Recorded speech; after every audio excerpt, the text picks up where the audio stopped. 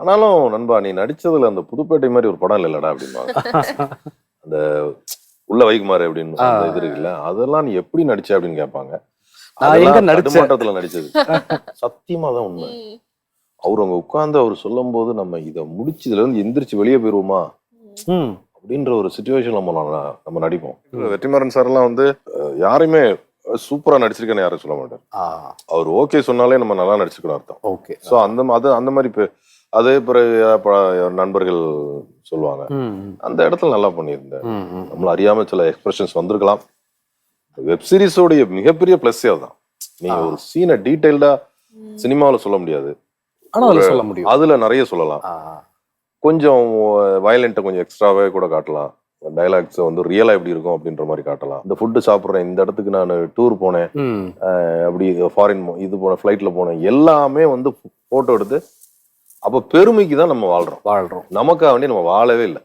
அது ரொம்ப அசிங்கமான வாழ்க்கை. அதாவது நீங்க சினிமாவுக்கு வரணும்னு இருந்தா யாராலையும் தடுக்க முடியாது. நீங்க வரக்கூடாதுன்னு இருந்தா நீ எவ்வளவு பெரிய ஆளா தான் வர முடியாது. இதுதான் சினிமாவுடைய ஒரு மிகப்பெரிய ஒரு ரகசியம். ஒவ்வொருத்தருக்கும் நிறைய விஷயங்கள் இருக்கும் பேசுறதுக்கு. ஆனா மோனா ரமேஷ் சார் வராரு அப்படின்னு சொல்லும் போதே எங்களுக்கு ஒரு மகிழ்ச்சி. ஏன்னா 2 திரைப்படங்கள் டச் பண்ணாம நம்ம போவே முடியாது. ஒண்ணு வந்து புதுப்பேட்டை, இன்னொன்னு கும்கி. சவால்கள் அப்படிங்கிறது நடிப்பை தாண்டி நிறைய இருக்கும் சார். அந்த களம் நமக்கு செட் ஆகணும். இப்போ கும்கிலாம் பார்த்தீங்கன்னா அந்த ஸ்பாட்டே ரொம்ப கடினமா இருக்கும் பார்க்கறதுக்கு. அந்த மாதிரி படங்களை நடிக்கும் போது நீங்க எதிர்கொண்ட சவால்கள் என்னென்ன சார்? முதல்ல அந்த மாதிரி ஒரு ப்ராஜெக்ட்ல ஒர்க் பண்றதுக்கு வாய்ப்பு கிடைச்சது ரொம்ப நன்றி. அந்த இயக்குநர்களுக்கெல்லாம் நன்றி சொல்லணும். ஷூட்டிங்ன்றது எப்பயுமே எல்லா தொழிலை விட ரொம்ப எக்ஸ்பெரிமெண்டலானதும், ரொம்ப ஒவ்வொரு விஷயம் புதுசு புதுசாக டெய்லி பார்க்கறதும் சினிமா உலகத்தில். லொக்கேஷன்ஸ் ஆகட்டும், நடிப்புகள் ஆகட்டும், சீன்ஸ் ஆகட்டும், புதுசு புதுசாக ஆர்டிஸ்ட் ஆகட்டும், டெக்னாலஜி ஆகட்டும், அதே மாதிரி அதில் எஸ்பெஷலி லொக்கேஷன் பெரிய ப்ளஸ். காட்டுக்குள்ள பெரிய அனுபவம் அது. அந்த யானையோட ஜீப்லாம் ஓட்டி யானை தான் துரத்திருக்கா சார் ஷூட்டிங்ல? இல்ல அந்த மாதிரி நடக்கல. அது ரொம்ப ரொம்ப நல்ல யானை. அது ரொம்ப ப்ராக்டிஸ் பண்ணி வச்சிருந்தாங்க. சூப்பர். பயங்கர. ஆமா, ஒவ்வொரு இயக்குனர்களும் நிறைய பெர்ஃபெக்ஷன் பார்ப்பாங்க. அப்படி நாங்க பார்த்து வியந்தது செல்வராகவன் சார். அவரை பார்த்து நீங்க வியந்திருக்கீங்க. ஆக்சுவலா இவரு அளவுக்கு நம்ம நடிக்க முடியுமா அப்படின்னு சொல்லிட்டு அந்த மாதிரி சவால்கள் இருக்குமா சார் செல்வராகவன் சார் படத்துல நடிக்கும் போதெல்லாம்? அவரை பார்த்து வியப்பு, பயம், பெர்ஃபெக்ஷன் அந்த மாதிரி. ஃபார் எக்ஸாம்பிள் உங்களுக்கு எதுவுமே சொல்லுவாங்க, ஒரு பெரிய ஆக்டரை வந்து இன்ட்ரோடியூஸ் பண்ணியிருக்காரு. ரொம்ப பெரிய ஆக்டர் இன்னைக்கு வந்து ஹாலிவுட்ல நடிக்கிறாரு தனுஷ் சார்.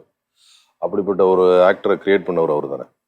ஸோ அவர் வந்து அவரே தனுஷ் சாரே சொல்லியிருப்பாரு சில இன்டர்வியூஸ்ல, கண்ணு பிளிங்க் பண்றது கூட இவ்வளவுதான் இது பண்ணணும் அப்படின்னு. அந்த மாதிரி அவரு பர்ஃபெக்ஷன் டு த கோர் தான். பாலா சாரை பத்தி கேள்விப்பட்டிருக்கேன், பட் அவர்கிட்ட ஒர்க் பண்ணதில்லை.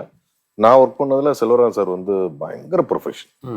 அதுல வந்து காம்ப்ரமைஸும் ஆக மாட்டாரு. என்ன எழுதியிருக்காரோ அது வந்து கம்பல்சரி ஷாட்ல வந்தாகணும், ஸ்கிரீன்ல வந்தாகணும். ஒரு திரும்புறதாகட்டும், குனிகிறதாகட்டும், பேசுறதாகட்டும், டைலாக்ஸ்ல பாஸ் விடுறதாகட்டும், ஒரு பெருமூச்சு விடுறதாகட்டும், இப்படி ஒவ்வொன்றையும் அதுல கொஞ்சம் இப்போ நம்ம வந்து ஃபார் எக்ஸாம்பிள் எங்க பண்ணு அப்படின்னா நம்ம ஒன்று பண்ணியிருப்போம், கரெக்டா இருக்கு, இது அப்படியே பண்ணு அப்படின்னா நம்ம அப்படிதான் டேக்ல பண்ணுவோமா? இப்போ போன தடவை மட்டும் பேசும்போது 2 விரல் தூக்கியிருப்பேன்.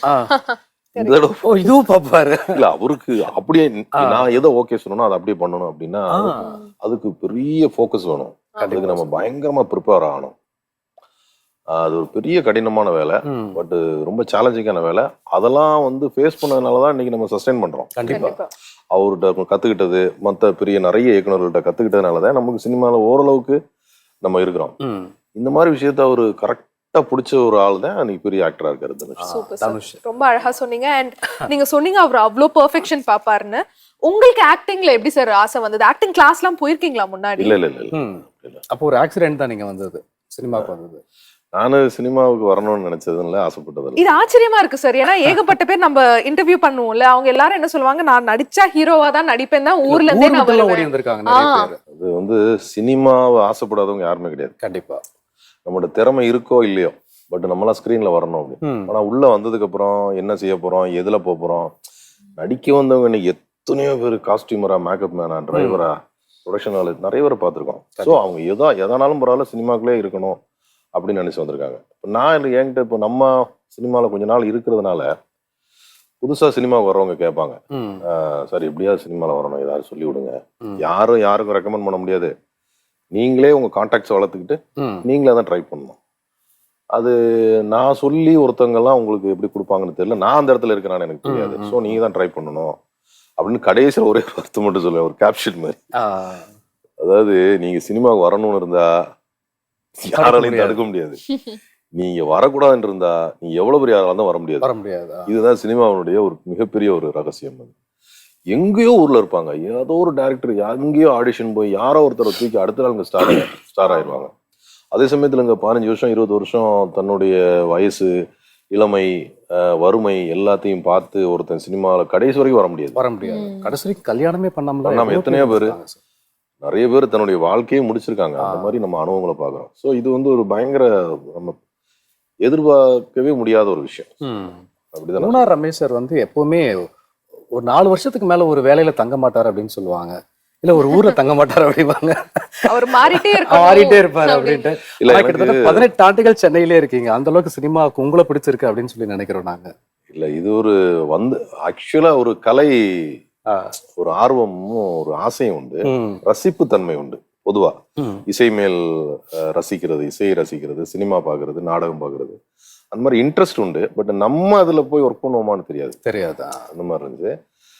பேசிக்கா எனக்கு கொஞ்சம் டிராவல் ரொம்ப பிடிக்கும். ஆமா, அதனாலதான் டிராவல்ஸ் வச்சிருந்திருக்கீங்க. ஆமா, முன்னாடி ஒரு சின்ன லெவல்ல இருந்துச்சு. அப்போ வேலை விஷயமாவோ இல்ல ஒரு இடத்துல வேலை செய்வோம், அங்க பெரிய பிரச்சனையாகி வெளியே வருவோம். இப்போ காலேஜ்ல படிப்போம், ஏதோ ஒரு சேட்டையை டிஸ்மிஸ் பண்ணிடுவாங்க. இல்ல அப்படி ஸ்கூல்ல படிப்போம், டிசியை கொடுத்து விட்டுருவாங்க. இந்த மாதிரி ஒரு பிசினஸ் பண்ணுவோம், சரியா செட் ஆகாது. ஸோ அங்க அந்த ஜாகிரபியை காலி பண்ணிட்டு இன்னொரு இடத்துக்கு போயிடணும். ஐயோ ரொம்ப கஷ்டமான அனுபவம், போயிடணும் நம்ம. அது அந்த ஸ்டேஜ்ல நடக்கும். அது அப்படி எனக்கு ஒரு 3-4 வருஷம் என் லைஃப்ல வந்து 3-4 வருஷத்துக்கு மேல பெர்மனண்ட் ஒரு இடத்துல இருந்ததே இல்லை. ஒரு 3 வருஷம் இந்த ஸ்கூலு, ஒரு 2 வருஷம் அந்த ஸ்கூலு, அப்புறம் 2 வருஷம் காலேஜ், அப்புறம் இங்க ஒரு 3 வருஷம் வேலை, அப்புறம் இன்னொரு 3 வருஷம் வேலை, அப்புறம் ஒரு 3-4 வருஷம் சவுதியில இருந்தேன். அதுக்கப்புறம் இங்க வந்து அது அப்படி நிறைய வேலைகள்ன்றதுனா இப்போ சினிமால மட்டும் கொஞ்ச நாள் ஜாஸ்தியா இருக்கு. 18 வருஷம். அது காரணம் அந்த கலை மேல ஆர்வம். ஏதோ ஒரு வாய்ப்பு கிடைச்சது. ஸோ இது நல்லா இருக்கு, ஹாப்பியா இருக்குது. இதனுடைய கஷ்டங்களையே சகிக்கக்கூடிய தைரியமும் இது இருக்கு. வீட்டுல உள்ளவங்க சப்போர்ட் பண்றாங்க. ஸோ இது பெஸ்டா இருக்கு அப்படின்ற. கலை மேல காதல் வந்துடுச்சு. கலை மேல யாருக்கு தான் காதல் வராது. ஆனா அந்த காதல்ல மோதல்லாமும் வருமே சார், உங்களுக்கு எப்படி? அந்த மாதிரி எல்லாம் இல்ல, காதல் மோதல் அப்படி இல்ல. ஆக்சுவலா நீங்க மூணார் அப்படின்னு சொல்லும்போது நீங்க சொன்னீங்க நான் மதுரை தான், பட் பிறந்ததுதான் மூணார் அப்படின்னு சொல்லிட்டு. பரதேசி திருநெல்வேலி பேஸ்டு நாங்க. ஓகே சார், ஓகே சொல்லுங்க.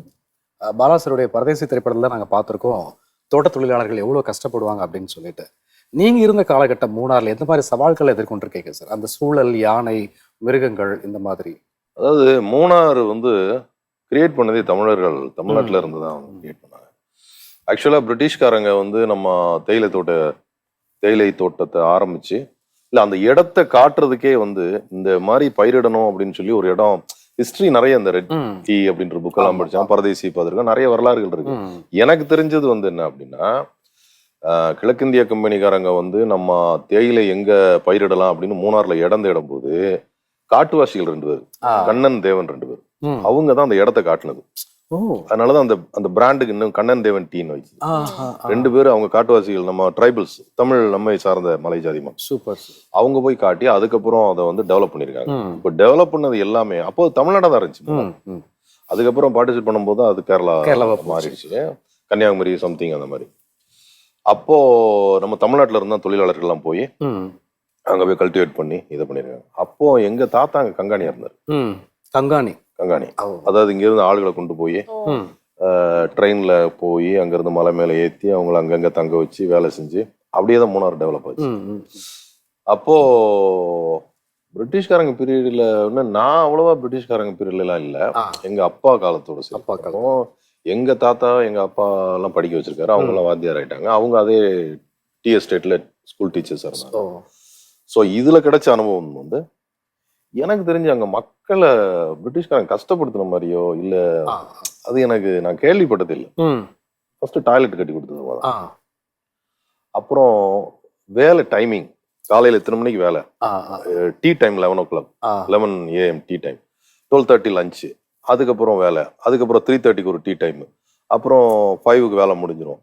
சாட்டர்டே ஆனா ஒரு இந்த அரிசி பருப்பெல்லாம் வாங்குறதுக்கு ஒரு பணம் கொடுப்பாங்க, செலவு காசுன்னு பேரு. அந்த செலவு காசு கொடுப்பாங்க. அதுக்கப்புறம் மாச சம்பளம், பிஎஃப், பிஎஃப்லாம் உண்டு. பிறகு பிஎஃப், குவார்ட்டர்ஸ், ஹாஸ்பிட்டல் செலவு, இவ்வளவும் வந்து இந்த இன்ஃப்ராஸ்ட்ரக்சர்லாம் ரெடி பண்ணி கொடுத்தது வந்து பிரிட்டிஷ்காரங்க தான். ரொம்ப நல்லாவே நம்மளை ரொம்ப கல்ச்சர் பண்ணாங்க. ஃபுட்பால்லாம் அவங்க தான் நமக்கு டெவலப் பண்ணது. மூணார்ல வந்து ஃபின்லே குரூப்ஸ்னு ஒரு கப்பு விளையாடுவாங்க. அது வந்து ஒரு ரோலிங் கப்பு. ஓகே. டோர்னமெண்ட் நடக்கும். எல்லா எஸ்டேட்ல உள்ளவங்களும் விளையாடுவாங்க. பயங்கர பிரபலமான டோர்னமெண்ட் அது. ஃபின்லே டோர்னமெண்ட்னு சொல்லுவாங்க. ஸோ அந்த ஃபுட்பால் டோர்னமெண்ட் கிரியேட் பண்ணது, டீமை கிரியேட் பண்ணது, ஃபுட்பால் சொல்லி கொடுத்தது. அங்கே உள்ளவங்க நல்லா ஃபுட்பால் விளையாடுவாங்க. மூணார்ல உள்ளவங்க எல்லாருமே ஃபுட்பால் பிளேயர்ஸாக இருக்கும். Super sir. ஸோ அதே அங்கே தான். சூப்பர். நீங்க இன்னொன்னு சொன்னீங்க இந்த மாதிரி அம்மா அப்பா டீச்சர்ஸ்னு. அப்ப உங்களுக்கும் டீச்சர் ஆகணும்னு ஆசை இருந்துச்சா இல்ல அவங்க கேட்டிருக்காங்களா? ஏன்னா உங்களை பார்த்தா கொஞ்சம் இந்த டீச்சர் ஃபேஸ் கட்டும் எனக்கு தோணுது சார். சத்தியமா தமிழ் டீச்சர்லாம் இருப்பாங்க எங்களோட ஸ்கூல்ல, உங்களோட ஃபேஸ் கட்லயே இருக்கிற மாதிரி தமிழ் டீச்சர் அந்த மாதிரி இருக்கும். இப்ப பிடி டீச்சர் ஏதோ பேசுறது ஒழுங்கா பேசுறதுனால உங்களுக்கு இப்படி தெரியல. இல்ல எனக்கு அந்த மாதிரி எல்லாம் எல்லா பேரண்ட்ஸும் பிள்ளைங்க நல்லா படிக்கணும், நம்ம தொழிலே வாத்தியார் வரணும், பேங்க்ல வேலைக்கு போகணும், ஐஏஎஸ் கலெக்டர் ஆகணும்னு ஆசைப்படுவாங்க. நடக்கணும்ல, அதெல்லாம் நடக்கணும். ஆனா நீங்க என்னவா ஆகணும்னு ஆசைப்பட்டீங்க? என்னவா ஆனீங்க? எனக்கே தெரியல. நான் சின்ன வயசுல எனக்கு ரொம்ப ஸ்கூல்ல யாராவது நீ என்னவா போறேன்னு கேட்டா டிரைவர் ஆக போறேன்னு சொல்லுவேன். ஓ, அதனாலதான் டிராவல்ஸ். இது ஆச்சரியமா இருக்கு சார். இந்த மாதிரி ஒரு டிரைவிங் பயங்கரமா பிடிக்கும், பேஷன் பிடிக்கும். ஸோ இப்போ யாராவது வண்டி பஸ்ல ஏறணும்னா ஏறினதுல இருந்து இறங்குற வரைக்கும் டிரைவரே தான் பார்த்துட்டு இருக்கோம். அப்போ உள்ள டிரைவர்ஸ் எல்லாம் வந்து ஸ்மோக் பண்ணிட்டே வண்டி ஓட்டுவாங்க. இப்போ எல்லாம் ரெஸ்ட்ரிக்டட் ஆயிடுச்சு. அந்த அவங்க பத்த வச்சுட்டு அந்த கியர் போட்டு வண்டி ஓட்டுறது, அந்த மேனரிசம் இதே ரசிக்கிறது. அவங்க டிரைவர் தான் நம்ம ஹீரோவா தெரிவாங்க. அப்போ டிரைவர்ஸும் கம்மி, வண்டியும் கம்மி. சோ ரசிக்கிறதுக்கு ஒரு டெக்னீஷியன் அவரு தான். அந்த வகையில அதுவா ஆகணும்னு தான் நினைச்சேன். அதுக்கப்புறம் படிக்க இதாயிரலாமா அதாயிரலாமா ஒரு ஆசிலேஷன் எல்லாருக்குமே வரும்ல. ஒரு டிகிரி படிக்கும் போது பிஎல் படிக்கலாமான்னு நினைச்சேன். அவருடைய சிச்சுவேஷன்ஸ் ஆயிட்டோம். ஆகி இப்போ அப்படி ஆயிட்டோம். பட் இப்ப நடிகரா நீங்க என்ன ரோல் வேணா பண்ணலாம்ல, அந்த மாதிரி ஒரு பாக்கியம் யாருக்கு கிடைக்கும்? ஆனா நீங்க எதிர்பார்த்த மாதிரி அதே டிரைவர் கேரக்டர் கிடைச்சா சூப்பரா இருக்கும்ல சார். ஆமா, நான் இப்போ ஒரு படம் பண்ணிருக்கேன், லாரி டிரைவராவே பண்ணிருக்கேன். நம்ம ஸ்டோன் பெஞ்ச் ப்ரொடக்ஷன்ல பஃபூன் ஒரு படம். அசோக்னு ஒரு பையன் தான் டைரக்ஷன் பண்ணிருக்கேன். Okay okay. அதுல அப்படி பண்ணிருக்கேன். சேம். அப்போ அது ஈஸி. நீங்க சொன்ன மாதிரி அந்த ஸ்டைல்லாம் அதுல இருக்குமா? அது அவங்க என்ன விரும்புனாங்க ஓரளவுக்கு அந்த பாடி லாங்குவேஜஸ்ல நம்ம அந்த டோர் திறந்து இறங்குறது போறது அதெல்லாம் ஒரு நல்லா இருக்கும், ஈஸியா வரும். பிறவி பலனை அரைஞ்சிட்டேன்னு கூட சொல்லலாம். Super sir. ஒவ்வொரு படமே ஒவ்வொரு சவால் தான். இன்னொன்று நம்ம தேடி தேடி நடிப்போம் அல்லது நிறைய ரெஃபரன்ஸ் எடுப்போம். ஆனா உங்களுக்கு எதிர்பாராம சினிமாவுக்கு வந்தாலும் கூட இந்த வாய்ப்பை தக்க வச்சுக்கிறதுக்கு நீங்க ஹார்ட் ஒர்க் போட்டே ஆகணும். ஸோ அதுல எந்த மாதிரி எஃபோர்ட்லாம் நீங்க போடுவீங்க? ஏதாவது ரெஃபரன்ஸ் எடுப்பீங்களா ஒரு கேரக்டர் நடிக்கும் போது? ஐயோ, நான் உண்மையை சொல்றேன். நான் அந்த மாதிரி ரிசர்ச் பண்றது, ஹோம் ஒர்க் பண்றது, ட்ரைனிங், ஏதாவது கோச்சிங் அந்த மாதிரி எதுவுமே எனக்கு கிடையாது. படம் பார்ப்பேன், நம்மள மோல்டு பண்றது டைரக்டர்ஸ் தான். அவங்க நம்ம வந்து உருவம் வெறும் ஒயிட் பேப்பரா போனா போதும் அப்படிதான் நான் நினைக்கிறேன். ஏன்னா பர்சனலாவும் நான் பெருசா நான் அதை டெவலப் பண்ணிக்கல. உண்மையதான் சொல்ல முடியும், போயிடுச்சு. நம்ம கிட்ட டைரக்டர்ஸ் நம்மள மோல்டு பண்றாங்க. அவங்க சொல்றத புரிஞ்சு செய்யறதுக்கான அறிவு அதை டெவலப் பண்ணிட்டா போதும். கரெக்ட். இது வரைக்கும் பயங்கரமா திட்டு வாங்கின ஒரு தருணம் ஞாபகம் இருக்கா? செல்வராகவன் சார் என்ன திட்டினாரு? எப்ப திட்டினாரு? அடிப்பு வரல, திட்டினாரு. தயவு செய்து நடிச்சிருப்பா அப்படின்னாரா? ஆமா, பெரிய ப்ராஜெக்ட், பெரிய பட்ஜெட்ல எடுக்கிறாரு. ஃபைனலா ஒரு முக்கியமான சீக்வென்ஸ். புதுப்பேட்டை சொல்றீங்களா சார்? புதுப்பேட்டை. அதுல வந்து அந்த குழியில மூடுற மாதிரி ஒரு சீனு, அது ரொம்ப செலவு பண்ணி பெருசா எடுத்தாரு. அந்த இதுல அவர் எழுதுன மாதிரி ஒரு இடத்துல என்னால நடிக்க முடியல. அப்போ ரொம்ப அவரே ரொம்ப சிரமப்பட்டு தான் நடிக்க வச்சார். அவரு கஷ்டப்பட்டு என்னைய ஆக்டர் ஆக்கியிருக்காரு. பட் நம்ம கூட நடிக்கிறவங்க தனுஷ் எல்லாம் செமையா ஆக்ட் பண்ணுவாரு. ஸோ அப்போ நம்ம டேக் மேல டேக் போகும்போது ஒரு மாதிரி டென்ஷனான சூழல் உருவாகாதா சார்? அவமானமா இருக்கும். அது மாதிரி ஒரு சிச்சுவேஷன் வந்து ஏன் இங்கெல்லாம் வந்தோம் அப்படின்னு தோணும். ஐயோ, சினிமாவுக்கு ஆசைப்பட்டு ஆர்வ கலர்ல வந்துட்டோமான்னு தோணும். இப்படியா ஓடிடலாமா இந்த பக்கம். சினிமாலதான் பயங்கரமா திட்டவும் செய்வாங்கல்ல. அவ்வளவு பேர் நம்மள பாத்துட்டு இருப்பாங்க. பெரிய படத்துலாம் டெக்னீஷியன் அவ்வளவு பேர் நிப்பாங்க.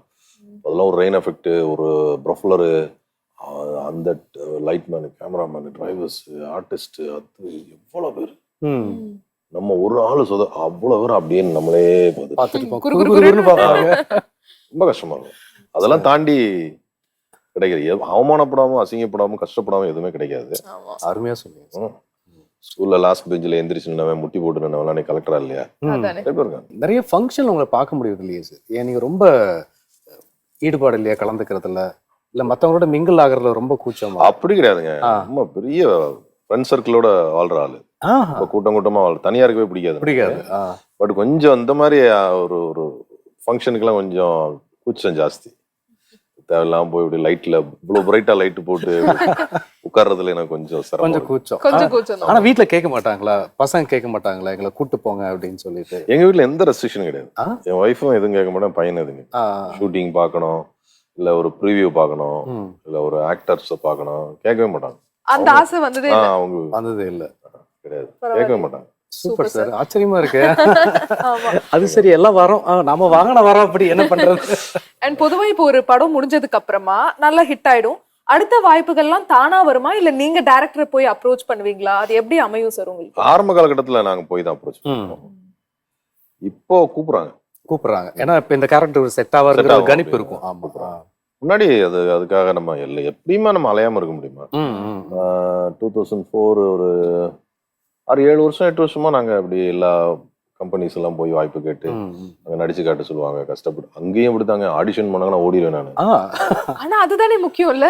ஆனா ஆடிஷன் எல்லாரையும் பண்ண மாட்டாங்க இல்லையா மோஸ்ட்லி? கொஞ்சம் அந்த டைம்ல நம்ம ஏதோ புதுப்பேட்டை விசிட்டிங் கார்டு இருக்கு போய் பரவாயில்ல, இன்னும் சினிமாவில் நீங்க என்ன படத்துல நடிச்சிங்கன்னு கேட்பாங்க. அப்படியெல்லாம் ஒரு டீம் இருப்பாங்க. அவங்க வந்து எங்க நடிச்சு காட்டுங்க, இதான் கேமரா பார்த்து ஏதாவது உங்களுக்கு தெரிஞ்சதை பண்ணுங்க அப்படின்னு நான் ஓடிடுவேன். வராது, எனக்கு வாய்ப்பே வேண்டாம் சாமி அப்படின்ட்டு. ஐயோ, ஆள விடுங்க அந்த மாதிரி. அண்ட் அதிகமா நீங்க பண்ண ஒரு கதாபாத்திரம்னா எது சார்? போலீஸ் தான். அது அப்படிதான் இல்ல, சினிமால ஒண்ணு பண்ணா திருப்பி திருப்பி அதே மாதிரியே கூப்பிட்டு இருப்பாங்க.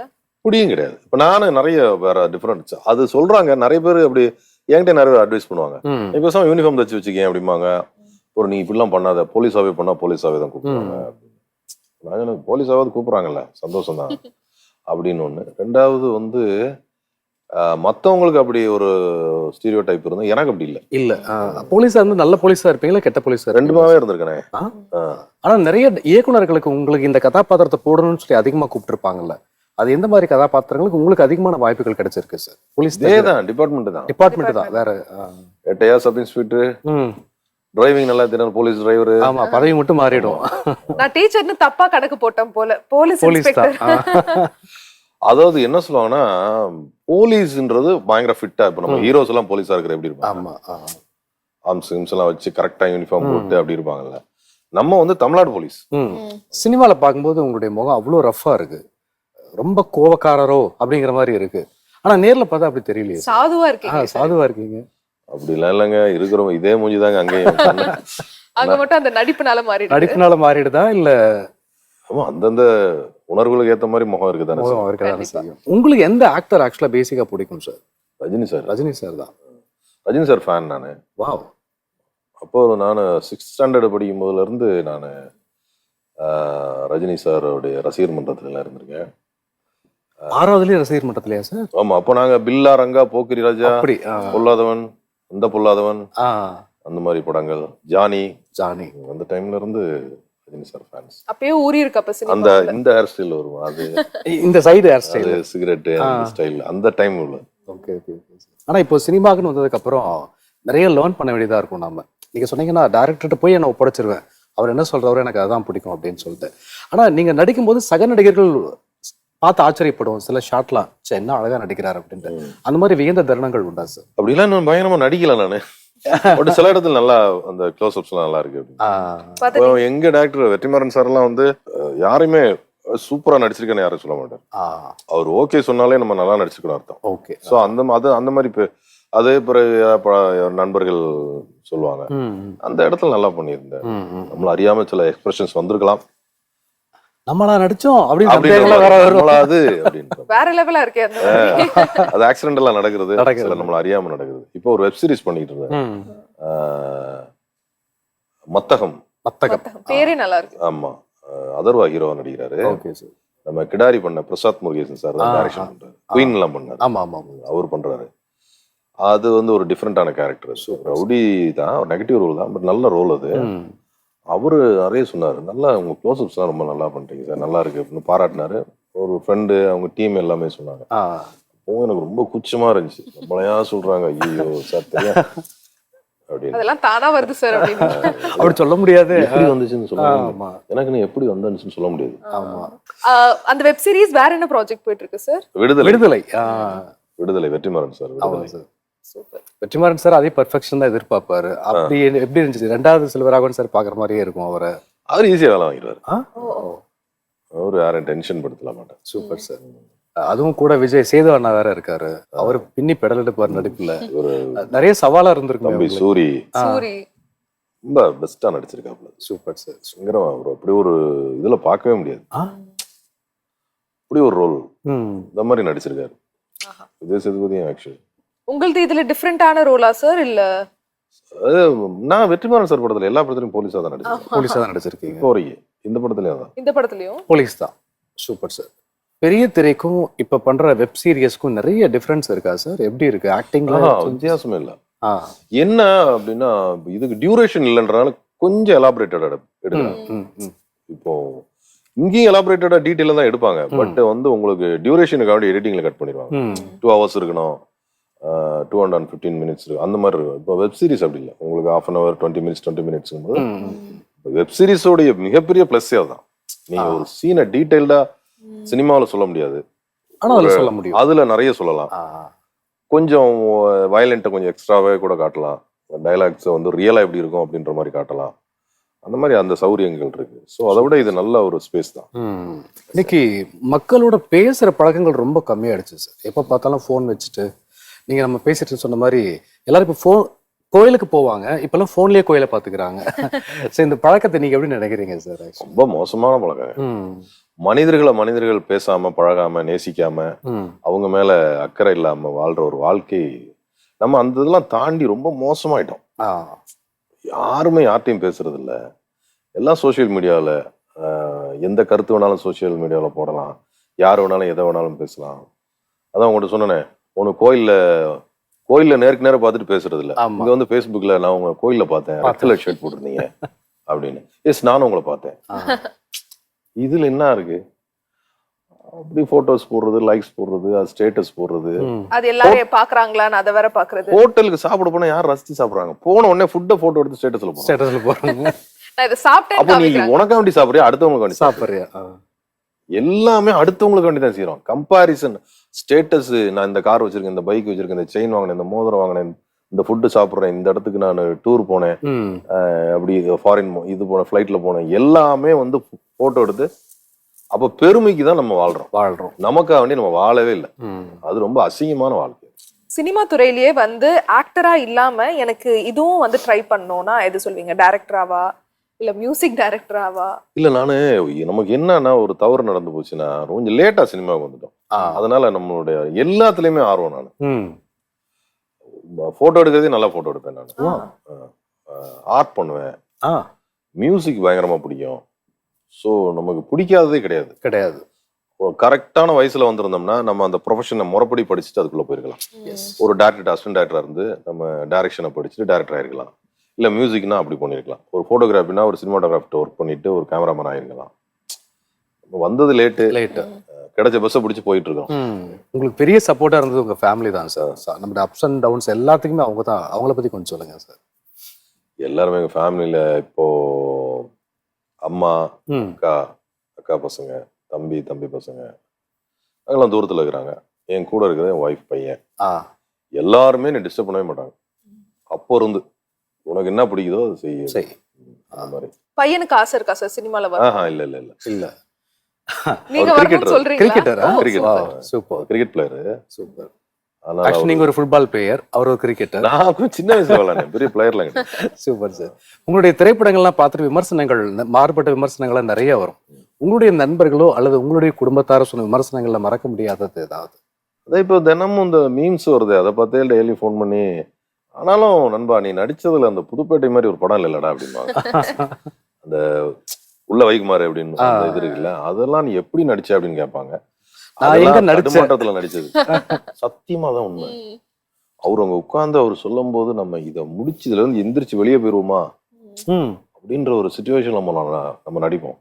ஸோ அந்த டைம்ல அதுவே ஒரு பெரிய வேரியேஷன் ஆஃப் ஆக்டிங் மாதிரி ஆயிடுச்சு.